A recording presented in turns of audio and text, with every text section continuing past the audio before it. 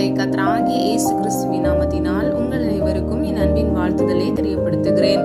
கர்த்தர் இன்று உங்களுக்காக கொடுக்கும் வாக்குத்தத்த வசனம் உபாகமம் 28 அதிகாரம் 12 வசனம்.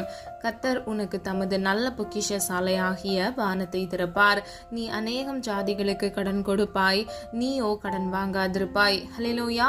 இந்த வசனத்துல நம்ம 3 காரியங்களை அறிந்து கொள்ளலாம். முதலாவது, கர்த்தர் அவருடைய நல்ல பொக்கிஷ சாலையாகிய வானத்தை திறந்து உங்களை ஆசிர்வதிப்பார். இரண்டாவது, நீ அநேகம் ஜாதிகளுக்கு கடன் கொடுப்பாய். அதாவது பிரியமானவர்களே, நீங்கள் இலவசமாக பிறருக்கு உதவி செய்யும் வண்ணமாக கர்த்தர் உங்களை ஆசிர்வதிப்பார். உங்கள் எல்லைகளை பெரிதாக்குவார். உங்கள் களஞ்சியங்களை கர்த்தர் நிரப்புவார். மூன்றாவது பாருங்க, நீயோ கடன் வாங்காதிருப்பாய். ஹல்லேலூயா. அதாவது உங்க வாழ்க்கையில பணத்திற்கு குறைவே இருக்காது, செல்வத்திற்கு குறைவு இருக்காது. பிரியமானவர்களே, இந்த வசனத்தில் சொல்லப்பட்ட ஆசீர்வாதத்தை நீங்கள் சுதந்திரித்துக் கொள்ள வேண்டும் என்றால் உங்க வாழ்க்கையில நீங்க கர்த்தருடைய வார்த்தைக்கு கீழ்ப்படிய வேண்டும். கீழ்ப்படிதல் வசனம் மல்கியா 3 அதிகாரம் 10 வசனம். உன் ஆலயத்தில் ஆகாரம் உண்டாயிருக்கும்படி தசம பாகங்களை எல்லாம் பண்டக சாலையிலே கொண்டு வாருங்கள். அப்பொழுது நான் வானத்தின் பலகணிகளை திறந்து இடம் கொள்ளாமல் போகும் மட்டும் உங்கள் மேல் ஆசீர்வாதத்தை வருஷிக்க மாட்டேனோ என்று அதனால் என்னை சோதித்து பாருங்கள் என்று சேனைகளின் கர்த்தர் சொல்லுகிறார். ஹல்லேலூயா. பிரியமானவர்களே, கர்த்தராகிய தேவன் பரத்திலிருந்து, அதாவது ஒத்தாசை வரும் பர்வதத்திலிருந்து நமக்கான உதவியை கட்டளையிடுகிறார். வேதம் இப்படியாக சொல்லுகிறது, கர்த்தர் எனக்கு சகாயர், நான் பயப்படேன் என்று. பிரியமானவர்களே, நமக்கு அவரே உதவி செய்கிறவராய் இருக்கிறார். இவ்வுலக வாழ்க்கையில் மனிதர் மூலமாக வருகிற உதவிகள் தற்காலிகமானது, அது நிரந்தரமானது அல்ல. ஆனால் கர்த்தராகிய இயேசு கிறிஸ்துவின் சமூகத்திலிருந்து நமக்காக, பிதாவாகிய தேவனுடைய சமூகத்திலிருந்து நமக்காக வருகிற ஆசீர்வாதம் நிரந்தரமாக சமாதானத்தை தருகிறதாக, நம்முடைய வாழ்க்கையில் மன மகிழ்ச்சியை தருகிறதாக இருக்கும். ஹல்லேலூயா. பிரியமானவர்களே, முதல் வசனத்தில் சொல்லப்பட்ட ஆசீர்வாதத்தை நாம் பெற்றுக்கொள்ள வேண்டும் என்றால் இந்த வசனத்தில் சொல்லப்பட்ட கீழ்ப்படுதலுக்குரிய காரியத்தை நாம் செய்யும் பொழுது, நம் கிரியை மூலமாக அதை நடப்பிக்கும் பொழுது கர்த்தர் நம்மை ஆசீர்வதிப்பார். அல்ல கவனிங்க, உங்களுக்குள் உங்கள் ஆலயத்தில் ஆகாரம் உண்டாயிருக்கும்படி தசம பாகங்களை எல்லாம் பண்டக சாலையிலே கொண்டு வாருங்கள். பிரியமானவர்களை, 10 1 நாம் கர்த்தருக்கு கொடுக்க வேண்டும். உண்மையும் உத்தமமாக நாம் கொடுக்கும் பொழுது கர்த்தர் நம்மை ஆசீர்வதிக்கிறார். நார்மலா சாதாரணமா நம்ம ஆசீர்வதிக்கப்படல. அவர் வானத்தின் பலகணிகளை திறந்து நம்ம இடம் கொள்ளாமல் போகும் மட்டும், அதாவது பெருக செய்து பெருக்கத்தை நம்முடைய வாழ்க்கையில் கட்டளையிடுவார். பிரியமானவர்களே, இன்றைக்கு அநேக குடும்பத்துல கடன் என்ற நிந்தைகள், இஎம்ஐ லோன்கள் என்று அவங்க வாழ்க்கை முழுவதும் இந்த கடனிலேயே முடிந்து விடுகிறது. ஆனால் பிரியமான அவர்களே, நாம் இப்படி இருப்பதற்கு கர்த்தர் விரும்புகிறதே இல்லை.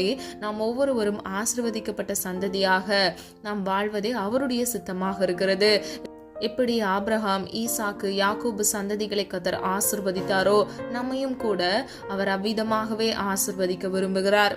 பிரியமானவர்களே, நம்முடைய வாழ்க்கையில் நாம் கடன் வாங்காதபடிக்கு பிறருக்கு கடன் கொடுக்கும் வண்ணமாக கர்த்தர் நம்மை ஆசீர்வதிப்பார். பிரியமானவர்களே, முதல் வசனத்தில் கர்த்தர் சொன்னது போல கர்த்தர் தமது நல்ல பொக்கிஷ சாலையாகிய வானத்தை திறந்து உங்களை ஆசீர்வதிப்பார். ஹல்லேலூயா. கர்த்தருடைய ஆசீர்வாதத்தை பெற்றுக்கொள்ள யாரெல்லாம் ஆயத்தமா இருக்கிறீங்க? பிரியமானவர்களே, கர்த்தருக்கு கொடுக்கிறதில் நீங்கள் உண்மையும் உத்தமமா இருக்கும் பொழுது கர்த்தர் உங்களை ஆசீர்வதிப்பார். அது மாத்திரமல்ல, உங்கள் வாழ்க்கையில் இருக்கக்கூடிய குறைவுகளை எல்லாம் கர்த்தராகிய இயேசு கிறிஸ்து நிறைவாக்குவார். இன்றைக்கு ஒருவேளை நீங்க எல்லாருமே உங்க வாழ்க்கையை குறித்து, இந்த கடனென்ற நிந்தையிலிருந்து நான் எப்படி வெளியே வர முடியும், இந்த சிறையிருப்பிலிருந்து எனக்கு ஒரு விடுதலை கிடைக்குமா என்று நீங்க யோசித்து கொண்டிருக்கலாம், கலங்கி தவித்து கொண்டிருக்கலாம். ஆனால் பிரியமானவர்களே, கர்த்தர் இந்த வசனத்தின்படி உங்களுக்கு வாக்கு கொடுக்கிறார். நல்ல பொக்கிஷ சாலை ஆகிய வானத்தை திறந்து உங்களை ஆசீர்வதிப்பார். நீங்கள் பிறருக்கு உதவி செய்கிற வண்ணமாக கர்த்தர் உங்கள் எல்லையை பெரிதாக்கி உங்களை ஆசீர்வதிப்பார். ஹல்லேலூயா. பிரியமானவர்களே, கர்த்தருடைய வார்த்தைக்கு கீழ்ப்படியும் பொழுது நீங்கள் ஆசீர்வதிக்கப்படுகிறீர்கள். உபாகமம் 26 அதிகாரம் 19 வசனம்.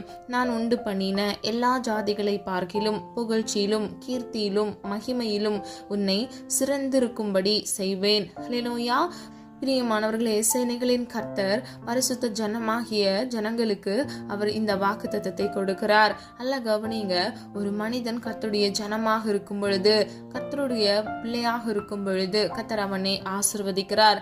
இவ்விதமாக ஆசீர்வதிக்கிறார் என்றால் முதல் பகுதியில் சொல்லப்பட்டது போல கீர்த்தியிலும் புகழ்ச்சியிலும் மகிமையிலும் அவன் சிறந்திருக்கும்படி அவனை ஆசிர்வதிக்கிறார். அது மாத்திரமல்ல, கர்த்தர் உண்டு பண்ணின எல்லா ஜாதிகளை பார்க்கிலும் அவனை ஆசிர்வதிக்கிறார். ஹல்லேலூயா.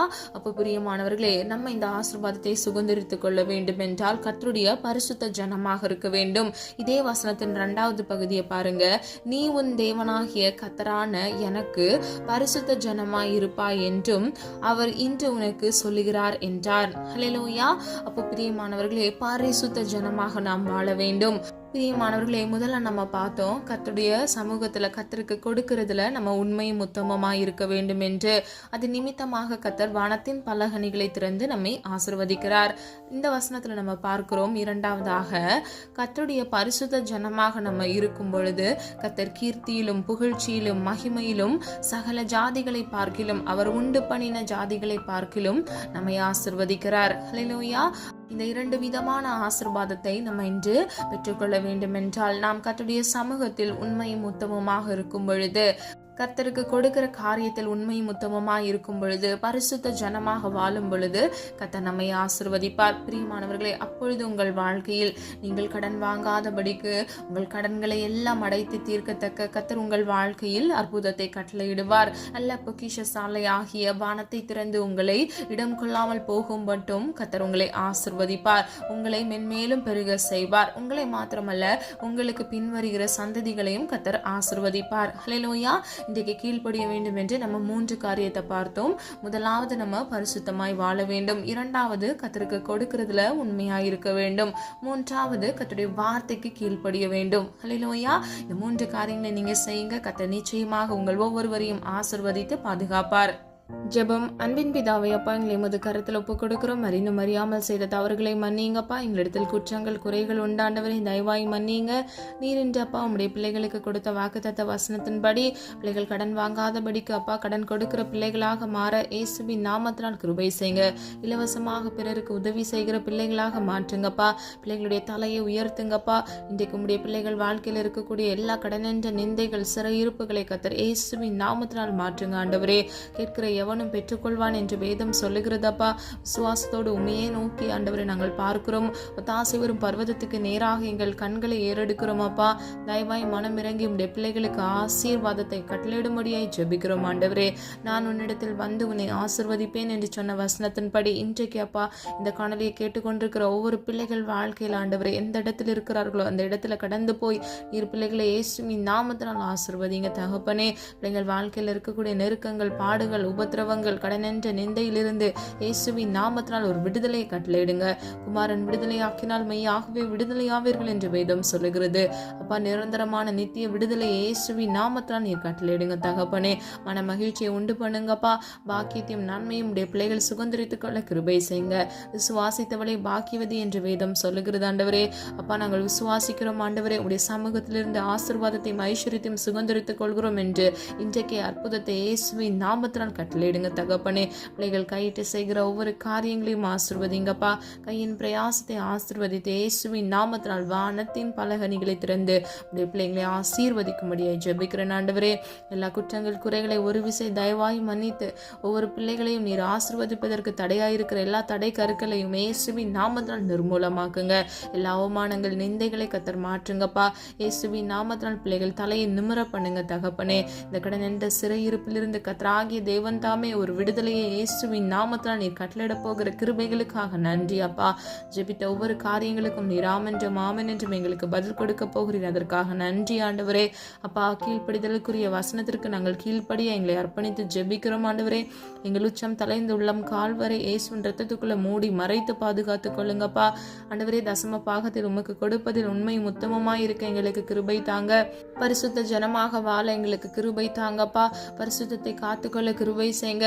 பரிசுத்தத்தோடும் உண்மையோடும் ஆண்டவரை உம்மை தொழுது கொள்ள உம்முடைய பிள்ளைகளுக்கு கிருபை செய்யுங்க. ஜெப ஆவியினாலும் விண்ணப்பத்தின் ஆவியினாலும் நிரப்புங்கப்பா.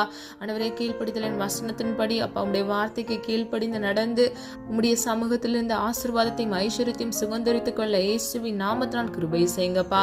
உம்மை நோக்கி பார்த்த முகங்கள் வெக்கப்பட்டு போவதில்லை என்று வேதம் சொல்லுகிறது ஆண்டவரே. இன்றைக்கு இப்பொழுதே இயேசுவின் நாமத்தினால் உம்முடைய பிள்ளைகளுக்கு உதவிகளை கட்டளையிடும்படியாய் ஜெபிக்கிறேன் ஆண்டவரே. அது மாத்திரமல்ல, நன்மையான எந்த ஈவும் பூரணமான எந்த வரமும் ஜோதிகளின் பிதாவினிடத்திலிருந்து இறங்கி வருகிறது என்று வேதம் சொல்லுகிறதப்பா. உடைய பிள்ளைகளுக்கான உதவி அப்பா, ஜோதிகளின் பிதாவே நீர் மனம் இறங்கி உடைய பிள்ளைகளுக்கு இயேசுவின் நாமத்தினால் கட்டளையிடும்படியாய் ஜெபிக்கிறோம் ஆண்டவரே. அப்பா, ₹1 கடன் இல்லாதபடிக்கு எல்லா கடன்களை அடைத்து தீர்க்க இயேசுவின் நாமத்தினால் கிருபை செய்யுங்க. சாட்சியுள்ள ஜீவியம் வாழ கிருபை செய்யுங்க. ஒவ்வொரு பிள்ளைகளுடைய தலையை நீர் நிமிர பண்ணுங்க தகப்பனே. குன்றி குன்றி நடந்தது போதும் அப்பா. என் இயேசுவே நீர் மனமிறங்கும்படியாய் ஜெபிக்கிறோம் அப்பா.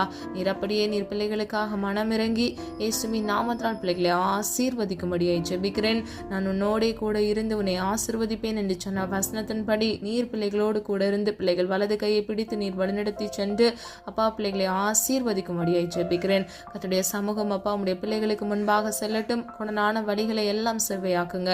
காத்துக்கொள்ளுங்க, பொறுப்படுத்திக் கொள்ளுங்க. இருதயத்துல சமாதானத்தை உண்டு பண்ணுங்கப்பா. நீரே உம்முடைய பிள்ளைகளை ஆசீர்வதித்து பாதுகாக்க போகிற கிருபைகளுக்காக நன்றி செலுத்துகிறோம். இம்மட்டும் காத்து வழிநடத்தி வந்த தேவன் இனிவரும் நாட்களில் உடைய பிள்ளைகளை கண்மணி போல் பாதுகாத்துக் கொள்ளுங்க. ஒவ்வொரு பிள்ளைகளையும் பேர் பெற ஆசீர்வதிக்கும்படியே ஜெபிக்கிறேன். தாழ்த்துகிறோம், வெறுமையாக்குகிறோம். உடைய நாமம் மாத்திரம் மகிமைப்படுவதாக. மீட்பர் இயேசு கிறிஸ்துவின் மூலம் ஜெபிக்கிறோம் ஜீவனுள்ள நல்ல பிதாவே, ஆமீன். கர்த்தராகிய தேவன் தாமே உங்களுடைய வாழ்க்கையை வெளிச்சமாய் மாற்றி கர்த்தர் உங்கள் வாழ்க்கையில் கடனென்ற நிந்தையிலிருந்து சிறையிருப்பிலிருந்து உங்களை விடுவித்து உங்களை ஆசீர்வதித்து பாதுகாப்பாராக. God bless you. இந்த வீடியோ உங்களுக்கு பிடிச்சிருந்துச்சுன்னா லைக் பண்ணுங்க, சப்ஸ்கிரைப் பண்ணுங்க மற்றும் பெல் ஐகான் கிளிக் பண்ணுங்க, ஷேர் பண்ணுங்க. God bless you.